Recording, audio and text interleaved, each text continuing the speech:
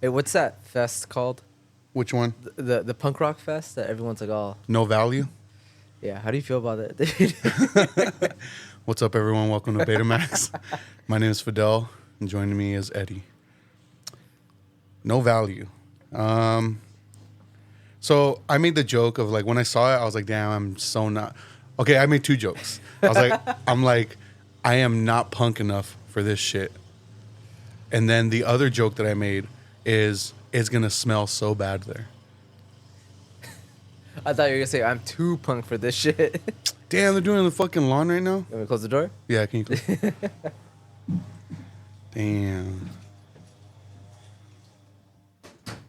Oh, wow. What a big difference. That's crazy. Yeah, dude. I don't know how I feel about it.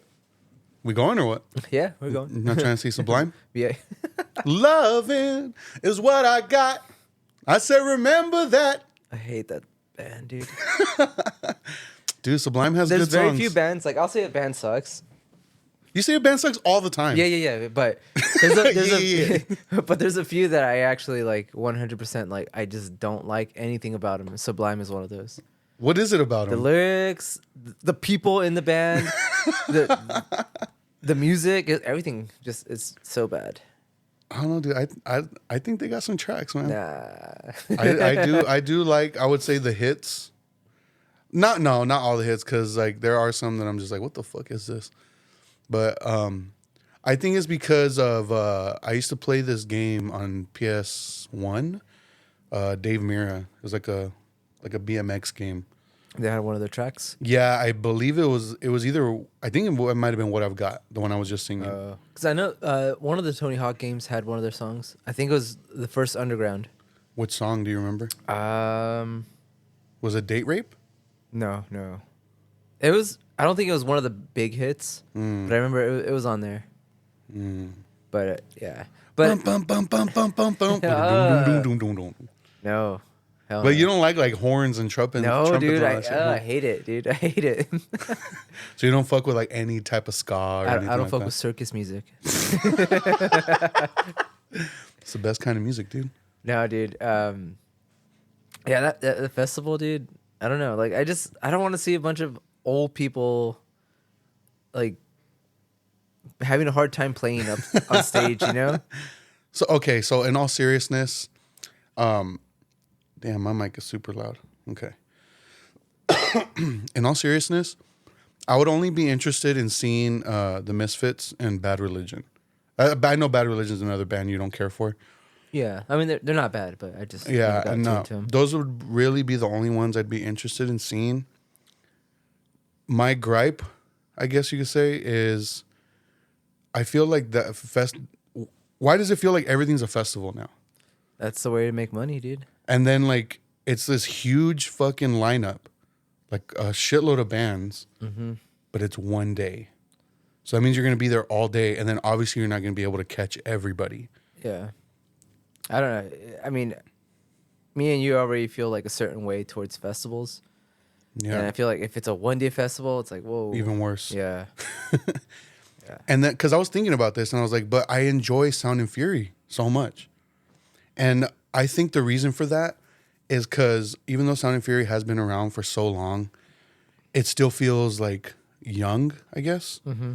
It doesn't always cater to the reunion. You know, it doesn't always be like, oh, like we're gonna have this big reunion band. Because there's you know? sometimes when I'll look at a flyer and I'm just like, dude, I don't know like half of these bands. Yeah. So I feel like they do give a spotlight to like up and coming Oh bands. yeah, 100%. And since it's like, you know, more like hardcore stuff, like it's fun to watch, even if you don't know who they are. Like, Yeah. you might discover, like you mentioned, I think Model Citizen. Oh, Model Actress. Model Actress, yeah. And how like you didn't know who they were prior to that, really. Yeah. Like, I think you said you listened to like a song or two, but you were like blown away by their performance. Oh yeah, dude. And and that's how I feel like about, you know, Sound of Fury. Like they don't cater, like you said. Like they're not just gonna be like, oh, let's announce all these old bands so that way we can get like the old heads in here. Yeah. It's like, yeah, we'll have like a couple of bands that, you know, Familiar, you know? yeah, but we are gonna give like a spotlight to like, you know, new up and coming bands as well, and show the love to them. With that being said, are you going this year? Yes, it'll be my first time going in. Like you're for sure going. 100% sure. Yeah. Fuck yeah! Hey, that makes me excited. Yeah. I'm gonna get in with my next track for sure. Because I was looking up like the hotel rooms. Mm-hmm. Remember I was telling you about it? Oh yeah. They already skyrocketed. I should have just got it when I was looking at it because I saw it and I was like, I'll wait to see. Let's just go halves, dude. Okay. Let's go halves. I'm down. But because I think SB had asked me also like, are you going this year? And I was like, yeah, I already got my pass. Like, yeah. Everyone should just assume you're gonna go. Yeah, like it's my yearly tradition, I guess. But you had mentioned that your boss questioned it, and you were like, "Dude, I asked for it every year." Yeah. Like, oh well, why do you need the days off in July? And I told him I was like, I requested like the same time every year, like like it's my vacation time. But yeah, I'm pretty excited for that. Oh fuck, I was gonna bring something up. What was I gonna bring up? Okay. So I recently listened to a podcast called Dog Fictions and Brown. I mentioned it before. So your homies bands. Yeah. The homies podcast. Yeah, the homies. My buddy Chris. It's one of his many podcasts. The premise of the podcast is they talk about Quentin Tarantino properties, and it's the one I've been on before, talking about Sin City. Mm-hmm. So one of the recent episodes, they talk about an episode of E.R. And I was like, what the fuck? And so I didn't look it up. I just thought it was kind of strange. I was like, damn, how was Quentin Tarantino involved in this? So I listened to the episode. It turned out he directed it. And it was his first and only work for hire. That's what they were calling it, work for. I'm not sure why it's called that. Maybe it's because it's something that he worked on that he didn't fully have like control over. Yeah. So he was, at this point, he was still like an up and comer? Or he had already... I think he had already... he for sure... I think he already did Reservoir Dogs. And I believe Pulp Fiction was already out as well. Oh, wow. So... I think. He kind of already had his foot in the door. Like, he knew what he was doing. Yeah. So... I heard them talk about it, and it got me interested, and I was like, you know what? I want to watch it. So I was going to watch it, but I was like... No, because I've never seen ER. I've never watched it. It's never been one of those shows that, like... I would watch on TV when it was out, So I was like, I wouldn't really have a way to compare like how different it was from. You need some context. Yeah. So I ended up watching the first 3 episodes of the first season because he directs, I believe it's the second to last episode of the first season. So I'm watching it, and as I'm watching the first 3 episodes, it literally took me 3 days to watch the first episode in its entirety. Is that how boring it was, or what? It's just, I'm not really into like medical dramas. Like, what about Scrubs? I love Scrubs, dude. Scrubs is hilarious, though. Yeah. and it has this like emotional beats, Yeah. But I couldn't get into it. It wasn't that it was bad. Because the acting was really good. I don't know. It is like 100% serious show. Like yeah. Okay. No, there's no comedy, or any comedy that there is not intentional. Okay. But so I just really couldn't get into it. It took me and then the first episode is an hour and a half long. So it took me 3 days to watch the full thing because I kept like just losing interest, and I was like, no, I want to pay attention. Damn, so I turned it off. Who are you, Eddie? Right? But once I got through it, I ended up watching episode 2 and 3 in its entirety. Those were only 40 minutes each. Watched those. And throughout watching those, I just remember thinking, the lighting in this show is terrible. Yeah. Because it's supposed to be a hospital.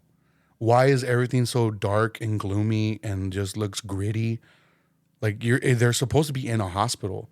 Like they have these fucking rooms like where they're having their meetings, but like the lighting is so like you just see like a thing, like a ray of light across somebody's eyes to make it look dramatic. It's like so cinematic. Yeah. Yeah. And I'm like, why are they doing that? Like it's supposed to be a hospital. Everything's supposed to be well lit, And so like the hospital atmosphere wasn't there. Yeah, it wasn't there. So that was like one of my big like takeaways from that. And then so when I put on the Quentin Tarantino episode, the way it started, immediately you could feel like, oh, dude, this is Quentin Tarantino for sure. Yeah. Just from like the high paced dialogue, the chaotic camera work, and once they get into the hospital, everything's like well lit, and I don't know if it's because it's later in the season now or because it's Quentin Tarantino, but it looked good. It looked great. Like it looked like how a hospital is supposed to look.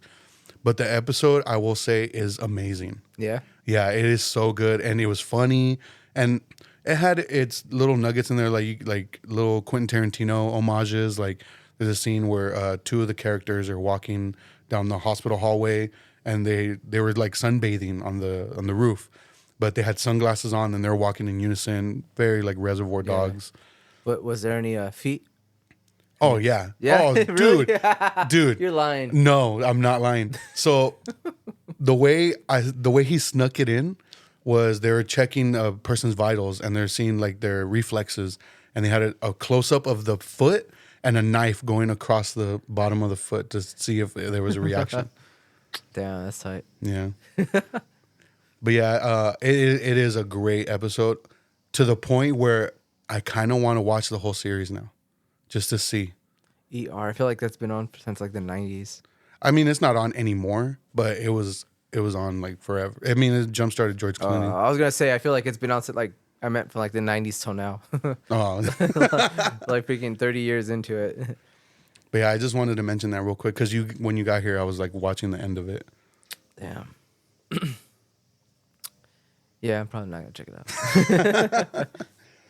All right, so you had brought up the idea of doing the movie suggestions again. Yeah. With physical media only. Yeah, I was gonna say with some rules. Yeah. Physical media only. And at first I was like, damn, I like a lot of stuff I have you've already seen. Mm-hmm. So I'm like, you know what? I'm taking this as a challenge. I'm gonna start getting more stuff that maybe you haven't seen. So I already have a couple in mind that I'm on the hunt for. Mm-hmm. But we said we had some suggestions, and we told them to each other off mic. So this episode we're gonna be talking about them. Yes. So how about you go first? Okay. Haine. Haine. So you talked about this like 2 episodes ago, or something like that. You kind of mentioned it, but I wasn't listening, so like. No, so I have no idea. I've seen this movie pop up on lists, and I've seen the cover a lot. Yeah. I've never was even curious to check it out. I don't know what it was about. I had no clue. Besides that weird looking actor that's in it. Oh, Vincent Cassel. Yeah. His name is Vince in it, huh? As well. Yeah. They use his real name. The 3 main characters use their real names. Oh, really? I think you mentioned that too. Yeah. So you had made me watch a movie a while back. What was it called? That's Spike Lee movie. Damn. Do the Right Thing. Do the Right Thing. I feel like this is a better, more well done version of that movie. You know what? You bringing that up, I for some reason did not even think to compare the two, but the subject matter is very, very similar. It's like even some of the beats are like the exact same thing. Yeah. Just like that movie, it's just the main characters just kind of like there's no real story. Yeah. It's just them kind of going around their area, just kind of getting into little shenanigans here and there, and they're annoying. Yeah. Like they're not like great people.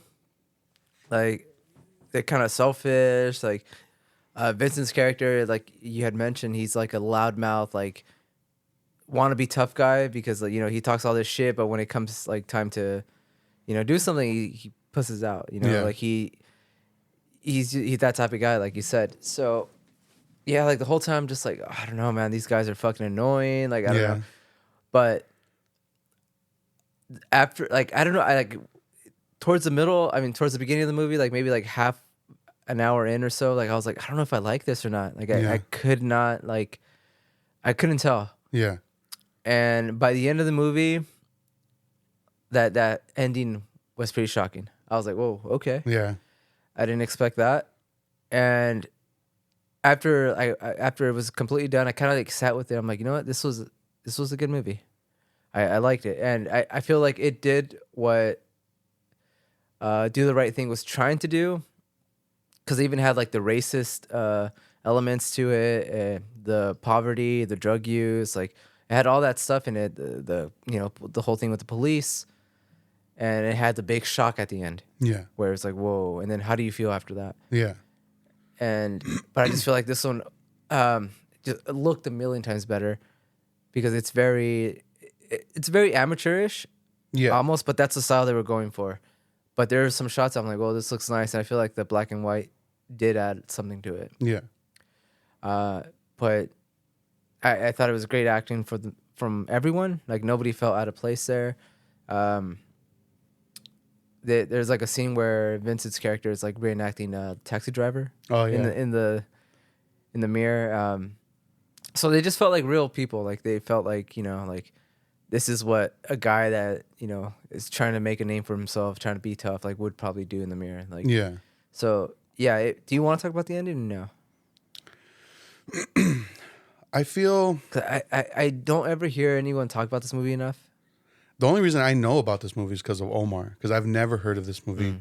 And I mean, I've always been a fan of Vincent Cassel, but not to the point where I was like digging into his filmography. Yeah. So, you know what? Fuck it. Yeah. I say we should talk about it. All right. So there's a confrontation with cops right at the end of the movie. And one of the cops is kind of like, they're being harassed by them, and he shoots him in the head. On accident, right? Yeah. So the whole thing of the movie is like one of their friends dies or is in critical condition from a police beating. And in this town, they have cops that are like in uniform and just street clothes also. And like, I think they have like armbands that signify their police. Yeah. But they're in street clothes. They almost look like they're undercover. Yeah. Almost. But I think those are supposed to be like the amateur or the rookies or whatever. Like they're not. But so their friend, he's in the hospital, and the whole thing throughout, Vincent Cassel is saying like, if he dies, like I gotta kill a cop, like eye for an eye type of thing. Yeah. And so he's talking all this shit throughout the movie, saying this, and then I believe they're like, they went somewhere. They're trying to get back home, and because they got arrested and they got like harassed and beat up in jail. Yeah, and then they get released like late at night, where there's like no trains, no taxis, like yeah. They don't have any money, they don't have anything, so they have to like walk back to their hometown. But like they're like in a mall or something, right? Because that's where they find out that their friend died. I think it was a train station. Was it the train station? I think so, yeah. So yeah, that's where they find out, and then like Vincent Cassel that was a cool reveal too, where they're just sitting down watching TV. Yeah, like at the train station, and like it just shows up like, oh, this person died. Yeah, like a news report. Yeah, and they're just like, fuck. Yeah, like you get a quick reaction of their reaction, and then the scene ends, and then it just cuts to something else, and you're like, whoa. Yeah. Like, okay. So towards the end of the movie, like they get the confrontation with the cops in the street clothes, and then when it comes down to it, Vincent Cassel, he doesn't do it. So there's a scene where they get jumped by skinheads. Oh, that's right. And then Vincent, two of his friends, they're kind of mad at each other, three of them. So Vincent's character is kind of like lagging behind them, because he's just pissed at his friends or for whatever reason. And his two friends start, they run into some skinheads and they start getting jumped. And Vincent's character comes along and he has a gun. So he grabs one of the skinheads and points it at his head like, you guys better beat it, I'm going to shoot him. So all the other skinheads just ditch that guy, and they end up beating the crap out of that skinhead. And Vincent's friend tells him, all right. He's like, here's your chance to prove yourself. Oh, that's right. Remember, he's like, the only good skinhead is a dead skinhead. And he's telling him, like, shoot him. And Vincent doesn't. He can't do it. Yeah. And I think that was like his character arc, saying like, I'm not this type of guy. Because he gives him the gun, right? Yeah. So then he realized like, this is not my life. Like, this is not for me. This is not what I'm made out of. So he gives his friend the gun. And then that's when they continue walking home, and then that's when they run into the cops. Yeah.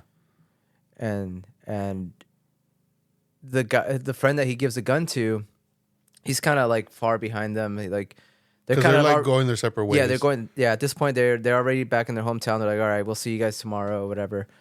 So they start walking away, and like I'm thinking, oh, the movie's gonna end here, and it was just like about their adventure or whatever. And Vincent and his buddy run into the police, and they start getting kind of fucked with. And Vince he accidentally shoots him in the head, and that's when his friend that was already like walking away with the gun, like I think he has that moment where he's like, okay, I know what I have to do, and he runs up to the cop and points it at him, and then the cop points the gun at him. So they're pointing the gun at each other. Yeah, it's kind of like a Reservoir Dog situation where they're both like, who's gonna shoot first? Yeah.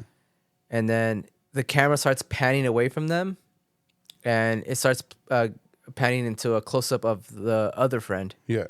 And he's just like the Arab friend. Yeah. And he's just looking scared, like he's like, holy shit, like this is happening. All you hear is a gunshot, so you don't know who shot who, and then the movie ends there. Yeah. And yeah, I was like, okay, dude, I went 0 to 100 like in because it happened so fast. Yeah, it was literally like the whole scene was probably like a minute maybe. Yeah. So yeah, I was just like, whoa, okay. So like that ending was, like a little sucker punch.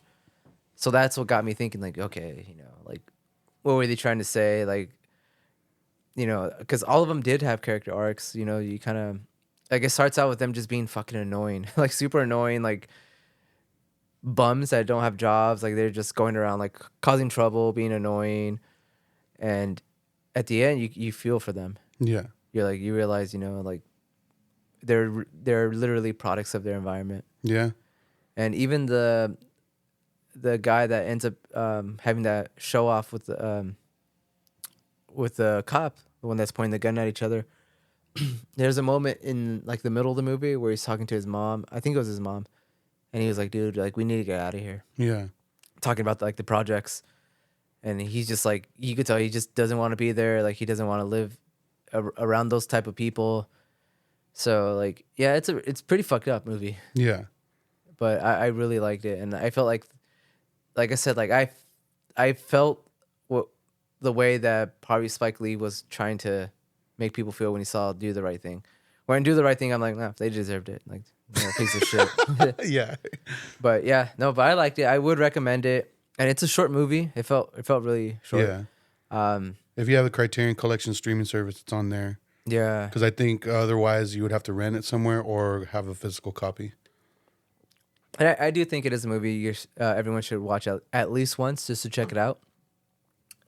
Especially like now that you bring up Do the Right Thing, I do. Yeah, like if you feel Do the Right Thing is an important film to watch, then you definitely need to watch this movie. Yeah, if you haven't already. Yeah, because I feel like Do the Right Thing, like it was also like really funny. Yeah, and this one has like funny moments, but they're not funny like intentionally. Like it's just like because the characters are doing something stupid or the way they're acting. Like it's not like. I guess the intention they were going for wasn't to be funny. Yeah. But if you do laugh, it's probably just because like you can relate to a situation or something. Because they do have that funny scene with the drug dealer, where they go to like this super rich ass apartment, and he has like nunchucks. Yeah. He answers a shirt like super paranoid. He's like swinging around nunchucks, and he starts playing Russian roulette with one of the guns. Like, but it ended up like not having. He ended up like messing with them. Yeah. But. Yeah, I would recommend it. Yeah. It is in black and white, and it has subtitles because it's in French. Yeah. So I know some people are like, I hate subtitles. Yeah. But it's a short film. Like, if that really bothers you, like, I think it'll... You get used to it, like, within the first couple minutes if you're not into it. Like, it's just weird. Like, I don't know why people don't like it. That's kind of how I gauge if I like the movie or not, if it's like a foreign film. Mm-hmm. If I forget that I'm reading subtitles, that's how I know I'm into it. Oh, yeah. Sometimes I do feel like, am I missing out something? Like, because you are kind of trying to pay attention to the picture and the subtitles. Yeah. So, like, if it's a movie that's, like, very, like, dialogue heavy, I feel like, man, I kind of wish I spoke that language just because I want to focus on the images. Yeah. But it's a million times better than hearing, like, some crappy, like, Dub. English actors trying to, like... Yeah, it never sounds good. Yeah, no, I hate dubbed movies. But final thoughts, I recommend it. Yeah. Yeah, and I mean, and the title Haine is translates to hate, and there's a line that in the movie of the friend, his name's Hubert, the one that holds the gun towards the cop at the end. The black guy. Yeah, Mm-hmm. There's a line in the movie where he says like basically hate breeds hate. So it's like the violence in their neighborhood is cyclical, like it's just never ending. And that's what, dude. I know I'll get shit for this, dude, but I am a strong believer, dude. If you're like literally hate breeds hate, dude. Like if you're come from like shitty parents, like you're probably gonna be a shitty person.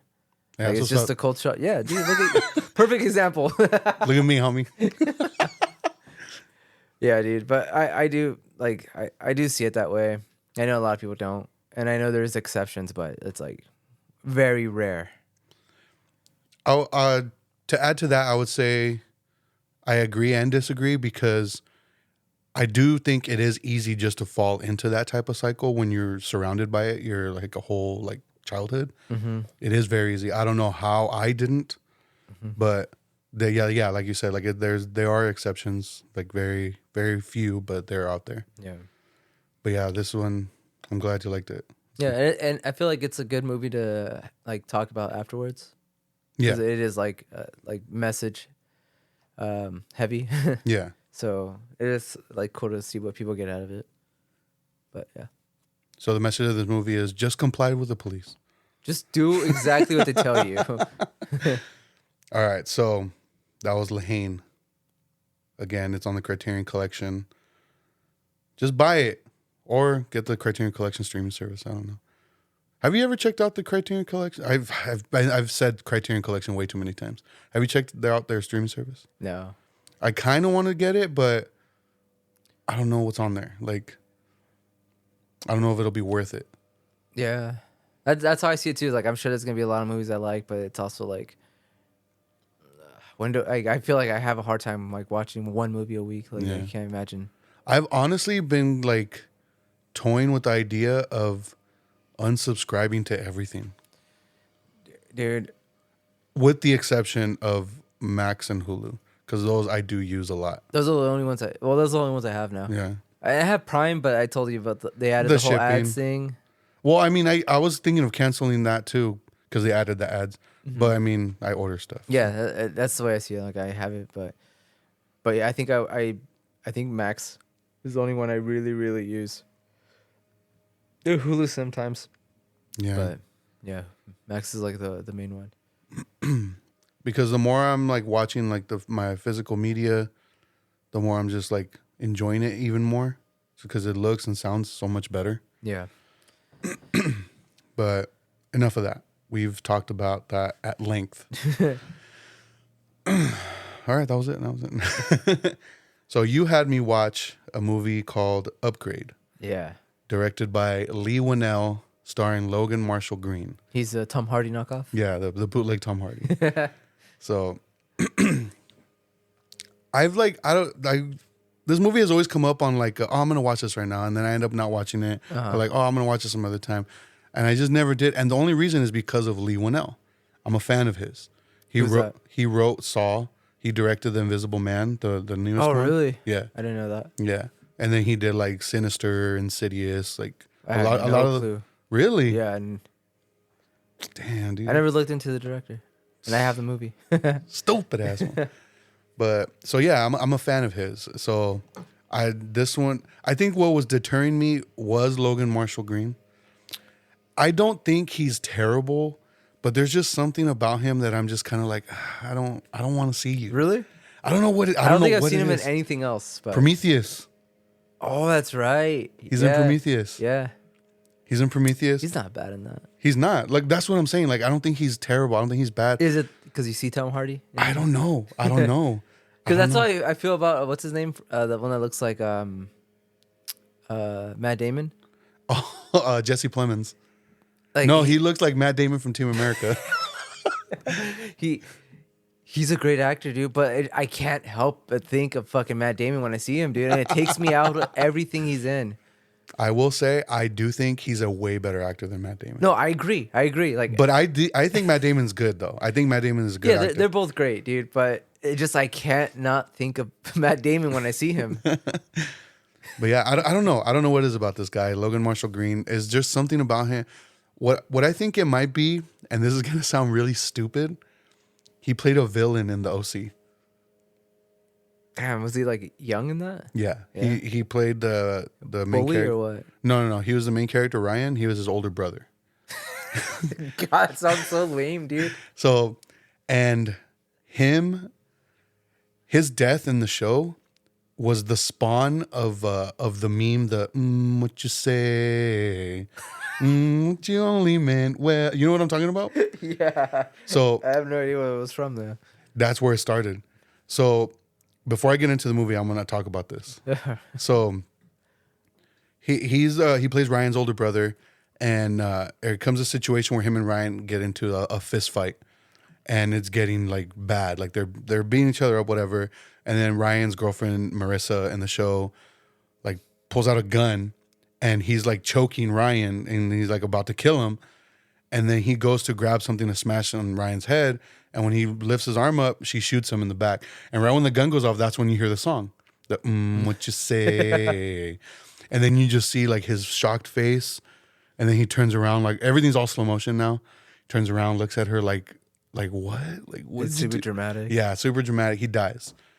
And then because of that scene, the Saturday Night Live skit with Andy Samberg and Bill Hader, where they shoot each other a bunch of times, with every time the gun goes off, the song starts playing. Like every time the gun goes off, the song restarts.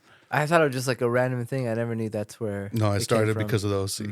So maybe that's why I just have a deterrent to him. Maybe I think he's a good actor, dude, and I think he is. Yeah, but I don't know. But anyway, so like I kind of always just put this movie off, and then you would bring it up a lot. You would be like, "Oh, dude, like you would like, do you haven't watched it yet? You haven't watched it?" I'm like, "No, I haven't." It was one of those movies that I had no idea who was in it or like what it was about. I just went into it blind, and it just surprised me. The only other actor I recognized in this was the cop. I can't remember her name. Oh shit. She was in Get Out. She played like the maid. She's like in the trailer where she's like, no, no, her. Like she's the cop. Oh. That's the only actor I recognized. I feel like I recognized the villain in something too. Like at first I thought it was Dane DeHaan. But then when they showed his face, I was like, oh no, that's not him. No, that's probably what I'm thinking of then. Yeah, no, no, I don't know. I don't know where he could be from. But let me see. I just had it up right here. Here it is. Yeah, I don't know any of these other actors. But that's like gonna be our catchphrase now. Yeah, dude. We gotta make Betamax shirts. So you brought back this idea of doing the suggestions, and this was your first one out the gate. And I watched it. I fucking love this movie, dude. It's tight, huh? It is amazing. It's crazy to think of, like, it's a low budget movie too. So that's what, like, I was watching it and I'm like, damn, this looks very low budget, but the visual effects are fucking incredible. I feel like they restrained themselves to waste money on like sets and things like that. Yeah. And they focus on like, they put that towards the visual effects. Yeah. And I think that's why they look good. Like they don't feel like low budget. Yeah, they don't at all. So this movie, I was gonna say Logan Paul. Oh my God. Damn. Logan Marshall Green's character. He'll be on next week. Fuck no. Logan Marshall Green's character plays this mechanic. Well, he's not a mechanic. He's in his car. And he's an old soul. Yeah, he's like the typical character of like rejecting modern technology. Oh, you got to get your hands dirty type of guy, you know? Yeah, like he's not into like the self-driving car that his wife has and the AI stuff around the house. Like, so he's very hands-on with his like everything he wants to do. And him and his wife are leaving from dropping off a car that he was working on for some guy. And the guy ends up being this like super techie, like famous guy, like who's like famous for being like inventing like this tech and AI stuff, whatever. He's like a Steve Jobs. Yeah, basically. So they're leaving and they're in the self-driving car and they start like fooling around and they get in a really bad accident. And these people come up and basically his wife is shot. She's shot, killed, and he's paralyzed. And so the guy that he dropped the car off to offers to implant this chip in his spine, or like in his neck. Well, yeah, his spine, right? Yeah. Mm-hmm. And it's called STEM, and it's supposed to be an AI thing, and that controls his body, but like it uses his brain waves. It's basically Venom. This is a good version of Venom. Yeah. And Venom is Tom Hardy. This is the real Venom, guys. Yeah.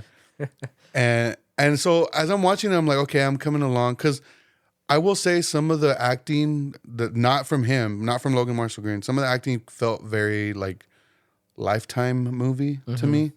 Very like melodramatic. But once that first like fight scene.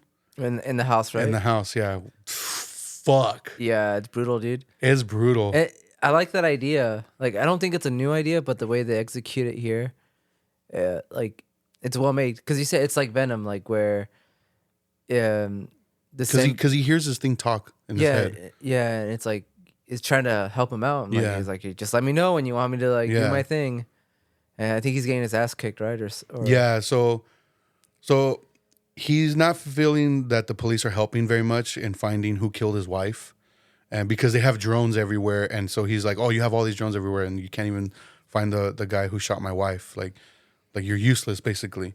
So he takes it upon himself to track these people down because the AI chip notices like some things in the police footage video, and they were able to track down one of the guys that's in like a part of the gang that killed his wife. And they go to his house and they get into a fight, and the guy is overpowering him and he's choking him. And then the AI, his name's STEM, he's like asking him like, let me know if you need me to help. And he's like, yeah, I need help. And he's like choking. He's like, but I need your permission. So once he gives him the permission, like, dude, the way that he fights, it felt very like robotic, very like, which, okay, yeah, because that's how a robot would fight, basically. Because I looked up like the behind the scenes stuff, and I watched an interview with the choreographer, the stunt coordinator and fight choreographer. And he said that the director came to him and said, like, look, this is my idea for this movie. Whatever you know, whatever you're trained to do, I don't want any of that. I want to start from scratch. I want everything to be very precise, very like meticulous. What would it look like if two computers fought each other? Like using a person as the host. So that's why the fights look the way they do. Yeah. And I thought it was the shot amazing, and it just looked great. And it's pretty gory too. Yeah, dude. Yeah, that's how like when that first fight scene came around, I'm like, whoa. Like, I didn't expect it to be like that. I legitimately was like, oh, fuck. Yeah. He rips the guy's jaw in half. Yeah, it's pretty brutal. Yeah. So that's when I was like all in. I'm like, okay, I can't wait to see the rest of this film. Same here. And yeah, dude, I loved it immediately, dude. I even liked the ending. I liked everything about it. Okay, that just reminded me. The ending almost pissed me off. Yeah? Almost. So we're talking spoilers, so hopefully everybody's seen the movie. So it ends up being that the AI chip is the one behind everything. It orchestrated his wife getting killed, orchestrated him getting the chip implanted because it needed a host, basically. So there's a moment in the movie, because he's like fighting the AI basically in his head, because the AI is trying to get him to kill the cop. And he's just like, no, like he's fighting it. And then it shows him waking up in a hospital bed. And then he doesn't have any wounds or nothing. When that happened, I was like, fuck no. Like out loud. Because I fucking hate dream, like it was all a dream, or it was all just a vision type of shit. It's like a cheap cop out. I hate that shit. Yeah. I was ready to fucking be like, I fucking hate this movie. Dude. And then it shows his wife. She's like, oh, like, are you okay? Like, we were in an accident. And I was like, no fucking way, dude. No fucking way. And then like he's kissing her, whatever. He's happy. He's crying. And then it shows the cop again but in the same position it was before, like, and then she's like calling his name. She's like, Gray. And then you hear his voice, but it sounds kind of robotic. Mm-hmm. And he's like, Gray's not here anymore. Like, he's in like a better place now where he's like, I just needed him to fight me so much that his mind would break. That way I can take over. When that happened, I was like, fuck yeah. You're like, okay. Yeah, that would have been a cheap ass cop out, dude. Yeah, and like, I would put this in a movie where the bad guy wins. Like the movies where that end with bad guys winning. Because he kills the cop. And then the way he like turns his head, Logan Marshall Green is very believable as a fucking like robot. Like a Terminator almost. Yeah. Because the way he stands is very just like square. And he turns like he's in the military. And then the way the camera was filming him, especially the first time when he was walking behind him up the steps, the way it looked like it was attached to his body. You know what I mean? Yeah, yeah. And it was doing the same thing at the end when he was walking away, and like the movie ends. So this made me a bigger fan of Logan Marshall Green. I keep wanting to say Logan Paul. Hey, dude, you're a Logan Paul fan or what? Fuck no. I will say he's a very good wrestler. That's the only thing I'll wrestles? give him. Yeah, he's a professional wrestler now. Dang. That fool could do it all. That fool's tight. Fuck no. But I'm more open now to watch his movies because of this movie. Yeah, I don't know why it took me so long to watch this. I feel like I don't really hear from him that much anymore. Yeah, he doesn't really do a lot. Yeah. And I think because he got that, like, he is known as like the Tom Hardy like knockoff. So yeah, that always sucks. But like, I don't know, dude. Like, but then again, like I like Tom Hardy, but I don't think he's a great actor. He's whatever. Yeah, because even like, so have you seen the trailer for that new movie, the Biker Gang or Biker Boys or whatever it's called? Biker Boys. I know what movie you're talking about with Austin Butler. Yeah, and somebody had commented. They had posted the trailer somewhere. I think it was on Letterboxd, Instagram. And somebody had mentioned, like, dude, why do they keep giving this guy roles where he has accents? Like, he has never done one good movie where he has an accent. And, like, I don't know. I just think he has, like, a lot of charisma and stuff. And so I like him. But even as, like, Mad Max, like, he was trying to do this weird accent thing. And I'm just like, what the fuck? What is he trying to sound like? Why doesn't he just talk normal? I think there's two movies that truly showcase his acting talent. Bronson and Rock and Rolla. I've never seen Rock and Rolla, but I do like Bronson. He's not that much in the movie in Rock and Rolla. He is a pretty significant part of it, but not really a lot. But I do think both of those movies are a good showcase of what he's capable of.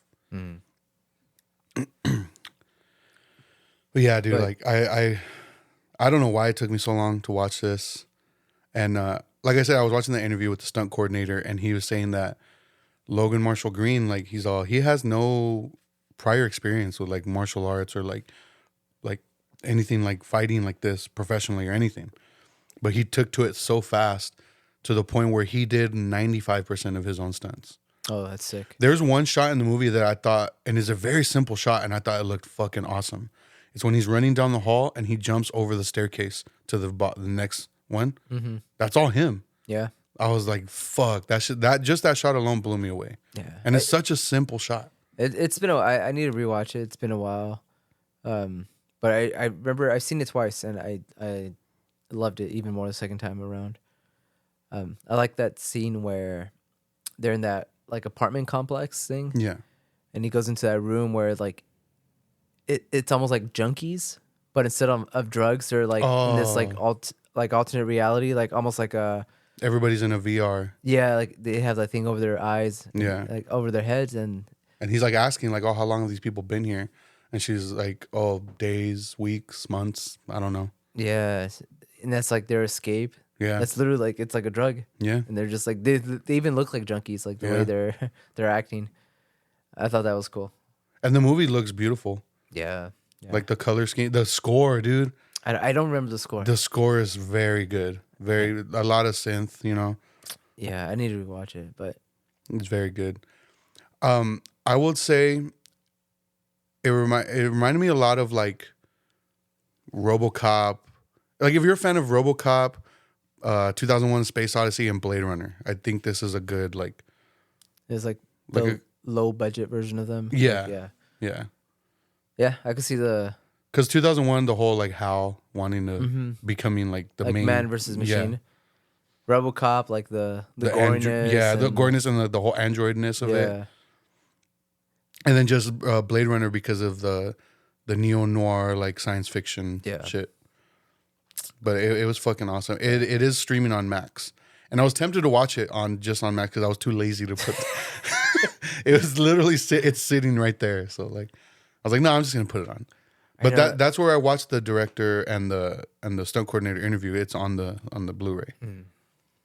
Yeah, I haven't even checked out the behind the scenes, but yeah, it's a good movie, dude. It's like one that not a lot of people know. Yeah. But if it's on Max, I recommend it to everyone. Yeah, I would say definitely watch it. It's fucking tight. You don't really go through the special features?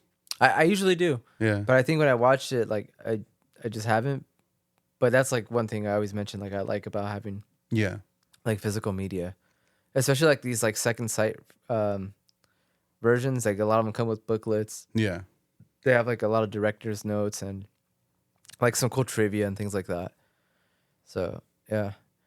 But I haven't looked into this movie. No, yeah, because I used to do that a lot too, but lately I haven't. I started doing it again when I rewatched Seven. Because I have, it's like a Japanese import media book. And so I was going through the special features and it was showing like a lot of, it's showing like an alternate ending, which is, it's the same ending. It's just, there's a different. For Seven? Yeah. It's the same ending. It's just shot differently. And there's like different reaction from Brad Pitt. But everything happens the same. Everything's the same. Yeah. Plays out the same. And like when I watched it, I was like, man, I'm glad they went with the ending they eventually like released. Do you remember what your first like, I don't know, like exploration to having like a Blu-ray like special features like was? Because I remember the first thing I ever watched that was like that on a disc was the Jeepers Creepers Blu-ray. Not Blu-ray, it was DVD at the time. And I remember like it had the special features and it had like the making of. Yeah. And I remember like it was just like the director talking about like how he shot certain things and all that. Fuck that guy, by the way. Yeah, for reals. but like they show stuff that was like like if you look at this corner of the movie, like you notice that it wasn't supposed to be in the shot, but it was, and like we realized it too late, and it made it into the final cut. Just like fences and stuff like that were like it was supposed to be like that long road where there's like just fields, and like if you look over there, like you see like the neighbors like fence and things like that. But that was like like I still remember that, and like I watched that like once, and I still remember like him talking about like the stuff that was left behind on accident. But that was like my first. I don't remember exactly what the first one was, but the only one, there's two that come to mind, but the earliest one I would say was Clerks, and because I remember loving that movie when I watched it, and it's the one that I have now because I ended up rebuying the DVD like 10th anniversary version of it. And that's the one I used to have. And I used to love watching the special features because it has like before it became like an animated series, there's this like plot point in the movie where something happens at a funeral. I don't know if you remember. Where they're like, I forgot exactly what, but something happens at a funeral where like the casket falls or something. And they talk about it in the movie, but they don't show it. And the special features, there's like storyboards. Because I guess they're planning on shooting that, but they just ran out of time or whatever. So, but I do remember that, and then like just Kevin Smith talking about like working at the Quick Stop and like the whole inspiration of Clerks and shit. But that's like the earliest one. The other one I remember always watching the special features was for Sin City. I think I did too. Like I would always watch it, especially because. There was like an interview with Frank Miller on there, and he talks about like how the characters were coming in with their makeup, and he was just blown away by how much they looked like they were straight out of the comic book. And then Robert Rodriguez has this whole section of him cooking. I remember you always telling me about that. Yeah. I haven't seen this, but I know some like DVDs had like interactive menus. Yeah. Where they had like secrets and stuff. But Specifically, I remember I think it was CKY4, part 4. Bam put like secret scenes. If you watch the DVD, sometimes a heartogram will pop up for like a second, like super quick.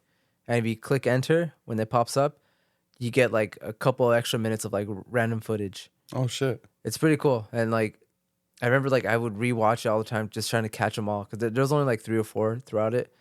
But it was pretty cool. But it's one of those things like if you're not paying attention, you miss it like in a second. And like it was like secret menu type shit. Yeah, kind of like that. But it's like you have to be watching it to find them. But I thought that was cool. I'm like, dude, like that's why I'm like, I think Bam was like way ahead of his time when it came to that. Because the only other release I can think of that did something like that was Korn. They released a DVD called Deuce. It was like a documentary live type of thing. But everything was interactive. And there was like certain parts of the menu where you had to put in codes to get access to certain footage of things and like music videos and like behind the scenes type of stuff. It was like so extensive that I had to look up all the codes on, I don't know if you remember the website Cheat Code Central. Yes. Where like that's where you get like all the Grand Theft Auto codes. I've never heard that before. For Korn? Yeah, like having to put in codes for like a movie. Yeah, like so they had all the codes on there because there was a part of the menu you would go to and it took you to a locker, and so like it had a combination. So if you entered a certain combination, there was like multiple ones. It would take you to a different video. Like it was either behind the scenes stuff or like a rare interview type of thing. And like I would spend hours just on the menu, like looking for everything. Have you ever looked for that DVD? No, I used to have it, but I'm like kind of scared to look for it because I feel like it's gonna be super expensive. It's gonna be worth a lot now. Probably because it was only a DVD. Yeah, but it also included like their very first like documentary called "Who Then Now," which is like an introduction to the band, and it showed like their recording process when they're recording their second album, "Life Is Peachy." But that'd be pretty cool to own again. I feel like it'd probably be super expensive. But yeah, that's the other thing I could think of that had like an interactive venue like that with secret shit. Yeah, I've never heard of that. But yeah, I remember some like kid movies. They had like the special features. They had games on it you can play. Oh really? Yeah, I'm trying to think like off the top of my head, but I don't remember. But there were like some Disney films that you would go on the special features and they'd have like card games, like all kinds of stuff just to keep you entertained, I guess. I thought was cool. But it's like you don't really see that anymore. I mean, you hardly even see freaking Blu-rays in the store anymore at all. I mean, Best Buy doesn't have them anymore. Mm-mm. The shelves at Target are like pretty scarce now. Yeah, they just have like the new movies. And that's it. But yeah, do you want to talk about like what we're recommending? Yeah, we can. All right. So, let me go first. What are you recommending me and why? Okay, so I'm recommending The Guest. The Guest. You never heard of it? I feel like I have. Who's in it? I don't know, some like handsome white guy. Matt Damon? No, so no, I'm not sure. I've never seen him in a movie before. The main, I guess, villain, but I always forget her name, and she's like, wait, is it Dan Stevens? I have no idea. The guy from Invisible Man? No. No? Mm-mm. The Guest. Who's the director? I have no idea. Damn, what the fuck? But wait. So, I'm recommending this movie to you because I think it looks great. Mm-hmm. It's a fun movie. The soundtrack is amazing. Okay. You're gonna love the soundtrack. It has the actress from It Follows. Mika Monroe. Yeah, she's in it. She's awesome. But after you watch it, I want you to watch the episode of Red Letter Media where they have the director on and they talk about this movie. Okay. Because like it made me appreciate it even more. Because I saw it and I'm like, this is tight. But after I watched like what the intentions were by the director and like what he like what I guess what kind of movies he had inspired him and like the way he was like, dude, that's true. And it's like a quick like 30-minute, 40-minute interview with the director. You have to like Watch them both. Yeah. But I think you'd like it. I'm not sure. It is Dan Stevens. I just looked it up. But that's the guy from. Oh, I don't know if he's in, if he's in Invisible Man, but it is with Dan because I've seen this cover before. Yeah. Yeah. No, that's not the guy from Invisible Man, dude. It's not, right? No. Okay. But I've seen the cover before. I've just never seen the movie. Oh, he's in the show called Legion. That's why he looked familiar to me. I've never seen it though. No, I've seen maybe 2 or 3 episodes. Aubrey Plaza's in it too. Wait, is that the show I'm thinking of? Yeah, because it's like an X-Men show. Oh, okay. Yeah. Yeah. So, yeah, it's an easy movie. It's like entertaining. It flies by quick, but I think you'll enjoy it. That's what's up. I'll try to watch it before next week. So I'm recommending to you Atomic Blonde, starring Charlize Theron, or Theron, I don't know how to pronounce it correctly, and James McAvoy. Oh, I didn't know he was in it. Yeah, he's in it. He has a cast because his arm's broken in it. I do like him. Oh, they're both cool, but yeah. So I don't necessarily think you're gonna love this movie, but the reason I want you to see it because I feel like you're gonna appreciate the production aspect of it, like all the work that went into it and just how it comes out. Maybe you will like it. I don't know. It's like a heavy action movie, right? It's very a heavy action movie, and like the music is very like 80s new wave type movie or music. So I do think you'll appreciate. I think you'll have a big appreciation for this movie. I don't know if you'll love it, but we'll see. We'll see. We'll see. But I do want you to see it because this is a movie where like it gets talked about how Charlize Theron did like almost all of her own stunts. Okay. Yeah. Because there's like a very famous fight scene in it. I think it's in a stairwell, and dude, I was like blown away by this scene. Yeah. It's really fucking tight. So, all right. Can't wait to hear what your thoughts are. This is like the first like normal movie you've ever recommended me. Is it? I think so. What do you mean normal though? Like an typical like action film, I guess. Okay. I feel like all the movies you've recommended me so far, like heavy, like message, like. Oh, okay. You know, like it's gonna make you think. Woke? Yeah, woke. Yeah, dude. Damn, because I'm woke AF. Yeah, dude. I have no idea of like. I just know that like people were saying like, oh, it's like the girl John Wick. People would say that because it's action heavy and it's a female lead. Yeah, yeah, and I think her dog dies, right? They kill it. You had me second guess. I was like, wait, what? No, I think. But they also said that about Pig. What? That it was like a John Wick. It's a John Wick, but with Nicolas Cage. And I'm like, no, it's not. I haven't seen that. I haven't seen it yet. It's not at all. No, I haven't seen it yet. I would recommend that to you, but I don't know. Yeah. Damn. I would buy it if I run into it. I'll buy it. There's this one I'm gonna recommend to you. In the upcoming weeks, I just gotta wait to buy it because I believe it's a Japanese import. But that one, I'm very interested in your interpretation of it because it's not a movie I feel like you would like want to watch or go out of your way to watch. Yeah. But I feel I want you to see it because I want to know what you think about it. I'm not gonna tell you what it is until I get it. Damn. So Okay. I gotta let the anticipation build.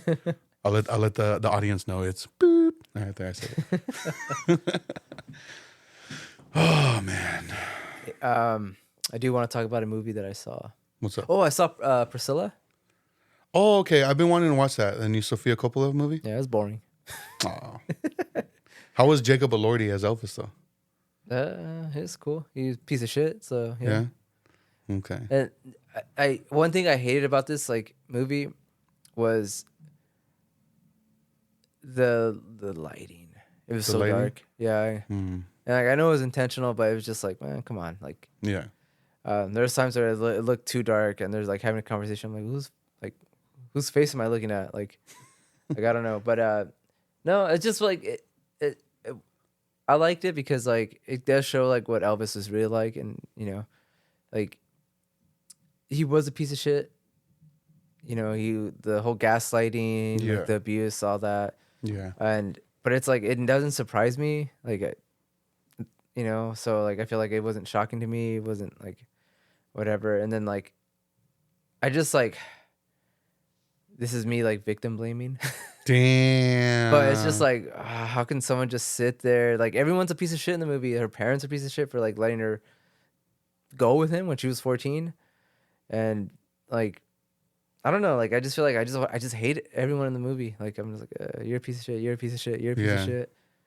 And yeah, like, I don't know. And then like, but I just feel like the point of it was, you can argue say like, oh, it was to get her story out, but it was like, no, it wasn't really her story. Like, she didn't do anything. She just hung out in the house the whole time, and like have Elvis bitch at her.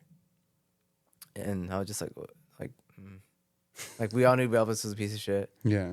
Like, and it was a piece of shit that killed him. Damn. it took me a second. I'm like, what?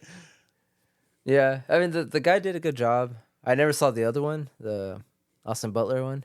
What's that one called? Just Elvis? I think it's just called Elvis. Him and Tom Hanks. Tom Hanks is in it? I don't know. Played his agent or something. Like, I don't know. Yeah, but this one, yeah, it just made Elvis look like a spoiled brat, and I'm like, yeah, who like preyed on little girls. So I want to ask you something about it. Sofia Coppola is known for using a lot of 80s music in the movies, even if it's not period accurate. Yeah, because it starts off with the Ramones song. Okay, I was about see. Yeah, because like Marie Antoinette has like a lot of 80s music. Yeah, no, yeah, it didn't bother me. I like that. Yeah. You know? But yeah, it was like it did have like a bunch of like bangers on it. Yeah. Yeah, but it just started off with I think it's called "Baby I Love You" by the Ramones. I do like her music taste. Yeah. Like the music that is featured in her films, I do really love. Yeah. Which makes a lot of sense because she was with Spike Jonze at one point, and then she had like a fashion line, I believe, with I think it was her and Kim Gordon of Sonic Youth. So I mean, her music taste makes a lot of sense. Yeah. Yeah. But yeah, the movie just it felt pointless to me. Like I was just like I didn't get anything out of it. So it did drag, and I'm just like, oh, dude, come on. Just another biopic. Yeah, but it wasn't like I'm glad like it wasn't glorifying Elvis. Like so that's what I was glad and happy about.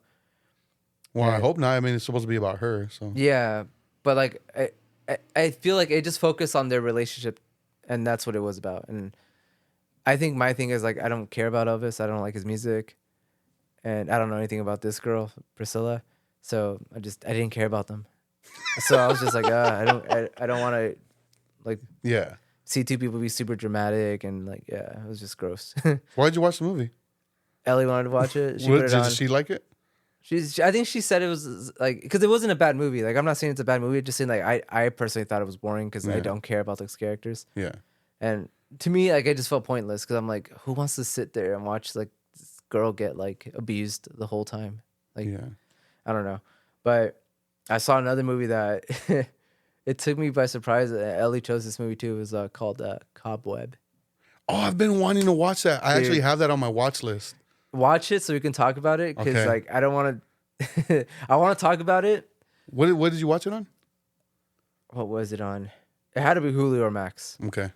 But it's fucking weird, dude. Okay. But I was entertained the entire time, and it is kind of original. Like it is like it kind of leaves you thinking like it takes you down these paths. Yeah. And you're just like wondering like, okay, what's gonna happen? And it just kind of ends where you think like, okay, this is what it's gonna be, but you're like, no, that's too obvious. But then it is that, but amplified. It's weird to like talk like you just have to watch it. Okay. I do recommend it. Like I feel like it, especially during like Halloween time, I feel like it's gonna like grow to be kind of a classic. Maybe. Okay. But I do have a lot of problems with it. But I also like I feel like it's a fun movie to talk about because like there's a lot of stuff that I'm like, wait, what? It's kind of confusing. Some stuff kind of pissed me off because I wasn't sure if it was like supernatural element or there wasn't. But just watch it and we can talk about it. But it is a weird movie. Have you seen Thanksgiving? No, is that the one, the Eli Roth? Yeah. No. So I haven't seen it yet either, and I believe they're moving forward with the sequel already. I saw like a poster, or like something about it. But everything I've read about it has been calling it like good in a sense where it's like this is a good like fun Halloween slasher type movie, and people are even calling it like the second coming of Jason Voorhees, where they could see it having that longevity and just you're gonna see a bunch of sequels, and it's gonna be like the new horror icon. Because, you know, there's like Jason Voorhees, Michael Myers, Leatherface, Ghostface, Freddy Krueger. I feel like Terrifier is becoming that too. Yeah. So I feel like what's his name? Art the Clown. Art the Clown. Yeah. I feel like that whole slasher thing where like the campy like 80s slasher is like coming back. Yeah. Which is like surprising because it's like it's so gory and bloody, and like I'm just like I'm so happy it's coming back. I think it's just because of like the oversaturation of like superhero shit. Yeah, and everything's so PG. Everything just looks the same. Everything's just too clean, you know. Have you seen Terrifier 2 or not yet? Not yet. I haven't seen it yet. But when watching that, I was like, I was stoked, dude.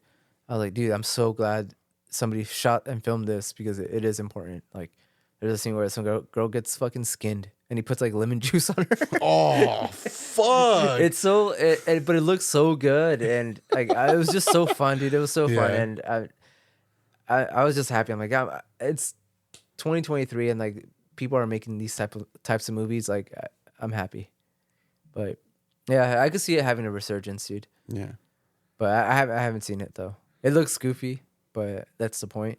You saying it's 2023? I have a feeling people are gonna be like, "What the heck? Did they record this episode last year?" Oh, but I know you're saying that because that's when the movie came out. That's when it was released. Yeah, 2024. But yeah, we're obviously in 2026. We definitely right now. did not film this last year. We'll record this. Damn. But they're gonna know we're time travelers. Damn. That's what's up. There's something else I wanted to bring up. I gotta start writing shit down, dude. I used to like write shit down all the time, but now I've been reading more. Yeah, I saw you posted a screenshot. I was gonna call you a fucking nerd. Yeah, I've been reading that book, How to Be Perfect. I've had the book for almost 2 years now, and I haven't read it all the way through.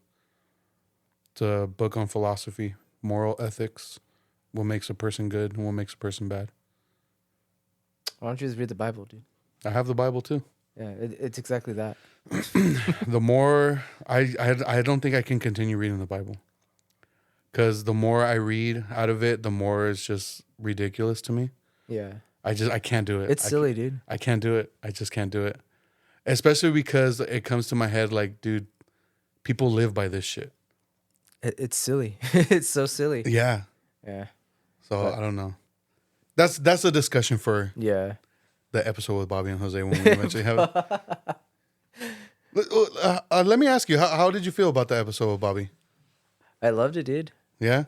Like, it was the first time in a while, because, like, I feel like me and Bobby have a lot of similarities, and, like, as far as, like, our interests in, like, a lot of similar music and drums, and since I've been on this, we haven't interviewed a drummer. Yeah. We like, I guess the people we've interviewed are like the few people that have been in bands is usually like the singer, guitarist, and I haven't been a part of those. Yeah. But it's also like we have like actual artists that paint and stuff like that, or just other homies. But it was the first time we had not only a drummer, but a drummer that I like that had like a big impact on me drumming as well. Like we both were impact.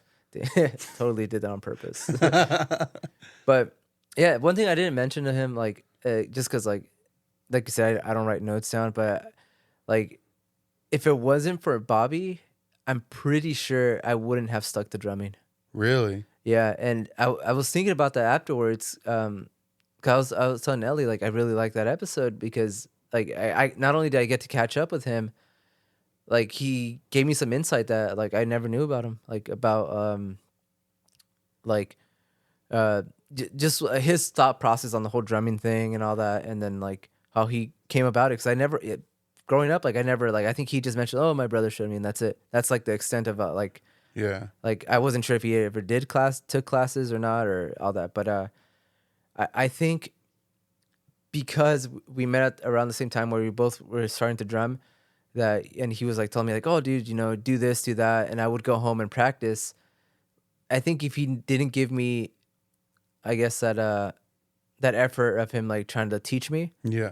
I would have. I don't think I would have stuck with it because I wouldn't have had anything to practice. I would have just like gone home like done anything else, but because he was like, no, dude, you got to do this, do the tuka, and just do that for like an hour straight, and I was like, okay, and that's what I would do. I would go home and just do the same beat for like an hour, and I think because of him, like I did grow up just like him, like to learn to like love how to play the drums and to appreciate it and stuff. So like I didn't get a chance to tell him that, but yeah, dude, like I like that episode, and I feel like because it was stuff that like it was all stuff that I was interested in. Yeah. And like I said, like it was interesting like talking to him because we haven't seen him for so long. Like a lot of the people we have, like when we have Jose on here, like it is someone that we see pretty often and we talk to and stuff, and even though like we see them and all that, like I feel like maybe I take that for granted because it's like, oh, it's just like it feels different. It feels like we just have the homie here. Yeah. Which is what it felt like with Bobby, but it also felt like I really haven't seen him for like he said like around 10 years or so. Yeah, dude. So it was cool catching up with him. So I guess it was nostalgic because he was a childhood friend, and like it was nice, I guess, catching up with him. Yeah, like same here. Like, I mean, I didn't know him as long as you do, but I didn't know that. For some reason, I just thought in my head that you guys like. No. Yeah. Maybe just because I did see him every day. Yeah. Because I was at their house every fucking day. Every fucking day. Yeah. So like there's pictures of me partying in like my work uniform. Because I was just there all the time. Yeah, the first time I saw you, had I was like, damn, whose deal is this? Just sitting in that couch over there with the uniform on. But yeah, I enjoyed it as well. It felt like no time has passed. Yeah, and that's the crazy thing, dude. Like, at first I'm like, man, like, I wasn't nervous. Cause I don't really get nervous for these things anymore. But I was like thinking, like, how's it gonna go? Like, cause I feel like if I saw somebody that I haven't seen like in 10 years, I'd be kind of awkward. And yeah, but it was like chill. Yeah, like it just felt like the old Bobby was back, like hanging out with us. Yeah, and then like after you guys left, it was just me and him. We made out. No. Damn. No, dude. It felt like old times because we were just in here and we're watching YouTube videos and just laughing and like looking up bands and shit, and like it felt like old times. It was nice. It was nice. Yeah. So yeah, I definitely want to have him back on again, especially for the idea that we have for an episode with him and his brother. Mm-hmm. But I do want to have him on again, just to pick his brain on things, Yeah, like you said, like if he ever makes time to watch a movie, like it'd be cool to sit down and like talk. I don't know, like what's a movie? I don't know. We haven't talked about Tombstone. I know Jose likes that. I think we Bobby haven't does too. talked about Tombstone. We haven't really had a Western episode. I think I mentioned it because I was like on a Western kick for a little bit. So I do want to have like. We should. Yeah. Yeah. I'm interested. That's crazy. We haven't talked about Tombstone because that's like one of my like, I would say top movies as well. It is. It's. I think it's a masterpiece in cinema. And I think it's on Hulu or Max, one of those. I'm not sure. And I think I asked Ellie, we were scrolling, and I'm like, have you seen Tombstone? And I think she said no. And I was like, damn. I was like tempted to just put it on right there and then. You should have. But she falls asleep like 5 minutes into a movie. That's what's up. So I'm like, no, we need to watch this in its entirety. That's why you got to do the fucking Clockwork Orange shit. Keep your eyes open. That's why we're going to go watch Dune in a week or so. Yeah. I purposely, I was like, let's do an early showing because if it's a late showing, it's a 3-hour movie. Oh, it is? Yeah, it's like 2. I'm not down anymore. 2. It's going to be like 3 and something because of the freaking trailers and all that.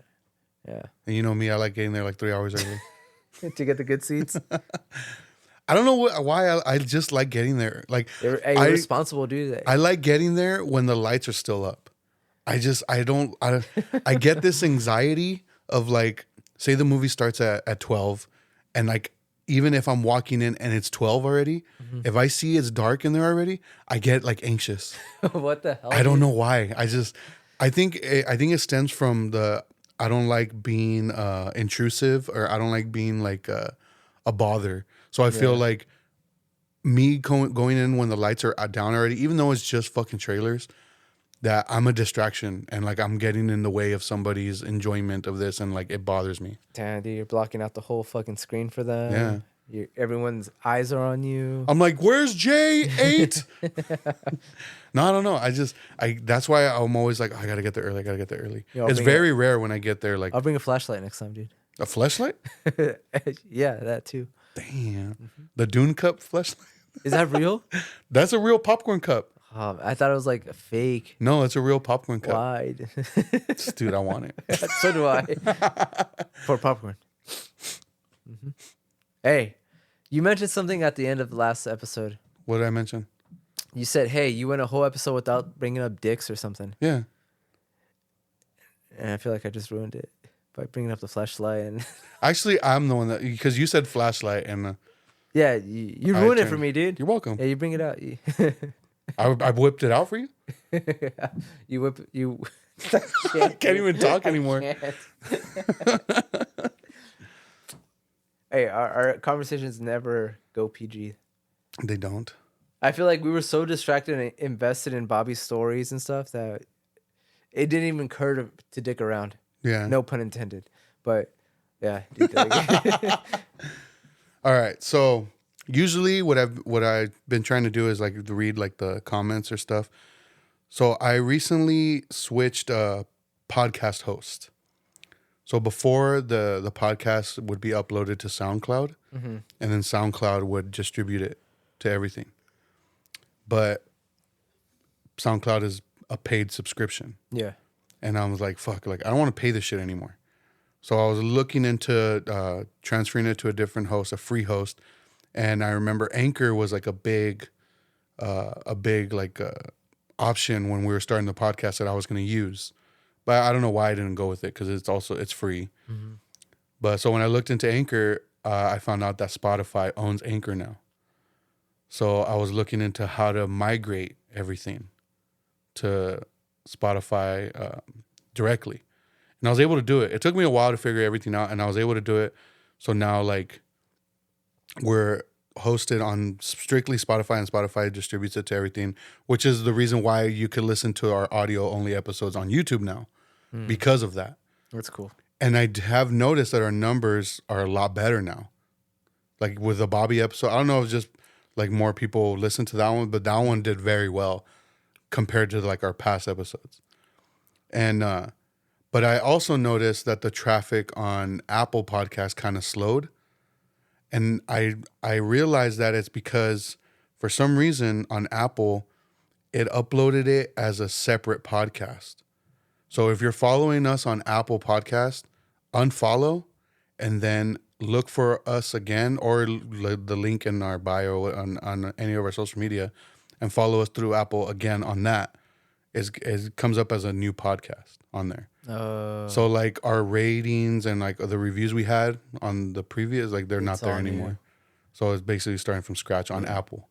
But for everything else, it's fine. Who uses Apple? There's a few. There's a few. Get with the times. Get with the times. But yeah, so if you used Apple, go do that and do your rating and review again, so we get our numbers back up. Spread the word, the good word.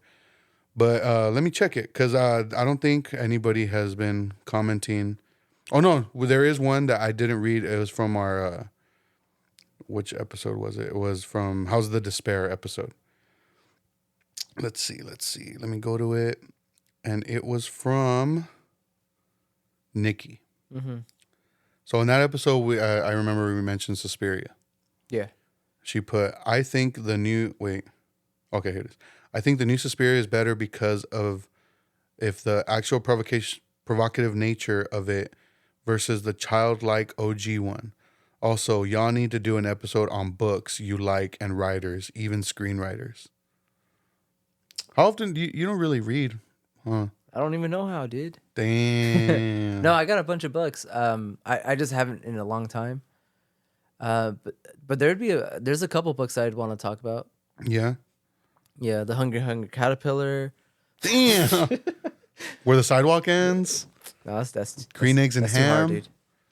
That's difficult too. Damn. Captain Underpants. The Hungry Caterpillar. Where the wild things are. I don't think I ever read that book. No? I read that book a lot. Movie. What? Yeah. I love the movie, dude. Yeah. How old are you? 35. Fuck. Legitimately, I forget sometimes. Yeah. Dude, my memory is terrible. Yeah, you got the dementia. Probably. Like, and all honesty, dude, I have a terrible fucking memory. That's what's up. I'll hook you up with the room, dude. That's what's up. Yeah, there is some books though I'd want to talk about. Some interesting ones too. Yeah. That's the only comment. That's actually what we haven't, dude. Yeah, we don't talk about. Dang, that'd be cool. I mean, I'm starting to read this one. So. And maybe we could post about like book recommendations from our audience, and then why they like it, why they recommend it.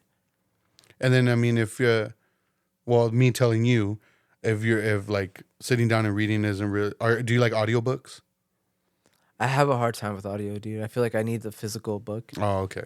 Because I was gonna say, since you have Spotify Premium, you I think it's like 10 hours of free audiobooks. Okay. Or something like that. Which the average book is like 7 hours, I think 7 or 8 hours of listening. I'll probably utilize that for maybe one of the recommendations. Okay. Because I do have Spotify, so yeah. Yeah, so I know they do that. It's like 10 hours a month. So it like. Oh, so it'll renew. It'll renew, yeah. Or you could pay to get extra hours with it. Yeah. Yeah. Or like you can even buy the audiobook if you want. But yeah, I'm down to do, because I do want to, I've been wanting to get back into reading. I mean, I have all those books over there, and the only ones I've read are the comic books. Like I have all those books on the bottom. A lot of them are like memoirs or like biographies. But there are a few like fiction in there. Yeah, I just feel like reading, like if I have a hard time watching like a 2-hour movie, it's like, man, finding time to like, in fucking capitalist ass country, like slaving away all day, and then you like, when the hell, like you really need to like make time for it. Yeah. And I feel like, man, like not because I don't have the patience, but I feel like if I started, like I'd want to finish right away. Yeah. And I think I'd just kind of frustrate myself because I wouldn't have time, and I'd just be like trying to. But there is a couple of books that I would want to talk about. I think are worth mentioning. I'm down with that. All right. Well, yeah. Like I said, follow us on Apple Podcasts if that's where you listen to us. We're on a new stream there now. Continue giving us these comments on Spotify. Don't let it just be Nikki and Evan all the time. And Cisco every now and then. I want to read all the comments. I want to answer these questions. So head over to Spotify, and for those who don't know, it's on the episode. It says air your grievances at the bottom. So fucking lazy asses. Yeah, for real. What the fuck? Yeah. We'll see you guys next time.